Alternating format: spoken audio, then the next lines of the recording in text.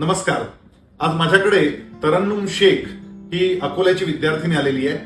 संगमनेर महाविद्यालयामध्ये तिनं MA ची परीक्षा इंग्रजी विषय घेऊन दिली होती. अकोल्याला तुझे बाबा काय करतात? सर, माझे बाबा फेरी करून बांगड्याचा व्यवसाय करतात. गाडीवर फेरी करून तिचे बाबा बांगड्या विकण्याचा व्यवसाय करतात आणि त्यामध्ये त्या परिवाराचा उदरनिर्वाह चालतो. MA या कोर्सला तू कोणत्या साली प्रवेश घेतला होतास ते जरा सांग. सर, मी अकॅडमिक इयर 2020-21 या वर्षी ऍडमिशन घेतले. नेमकं मला वाटतं त्याच वर्षी करोना सुरू झाला होता. हो सर, त्याच मग वर्षी. तू अभ्यास कसा केलास?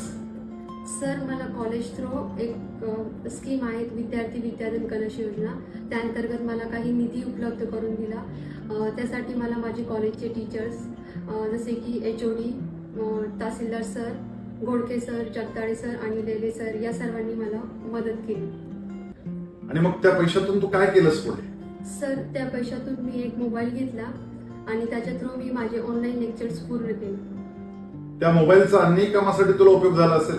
हो सर, म्हणजे मी 4 सेमिस्टरला टॉप केलं MA साठी आणि MA कम्प्लीट झाल्यानंतर माझी पेटची एक्झाम होती, ती सुद्धा मी क्वालिफाईड, ते सुद्धा PhD साठी असते, ती सुद्धा मी क्वालिफाईड केली.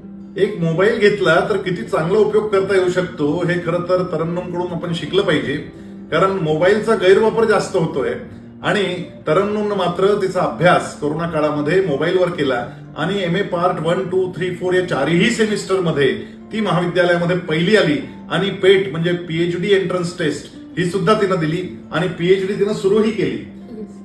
आता ती सध्या PhD करते आहे आणि त्याच्या सोबत सेट म्हणजे स्टेट इलिजिबिलिटी टेस्ट तिनं पूर्ण केलेली आहे.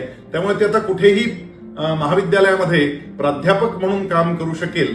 त्याच्या सोबत अजून कोणत्या जॉब ऑपॉर्च्युनिटीज या इंग्रजीमुळे तुला मिळालेल्या आहेत? There are lots of opportunities we can do with the help of English. Like here we are living in 21st century, so the use of AI has increased a lot. With the help of that, we can apply for editor job and lots of job which can offer good amount of money, so that we can earn much from them. Urdu माध्यमात 10वी पर्यंत शिकलेली आणि 11वी 12वीला मराठी विषय घेऊन तिनं arts केलं. उर्दूतून मराठी मध्ये येण्यात तिला अनेक गोष्टींचा अडचणींचा सामना करावा लागला. त्यानंतर इंग्रजी भाषेमध्ये ती गेली आणि इंग्रजीतून MA पूर्ण करून सेट पूर्ण करून अनेक प्रकारचे वेगवेगळे क्षितिज तिच्यासाठी आता उघडी झालेली आहेत, खुली झालेली आहेत.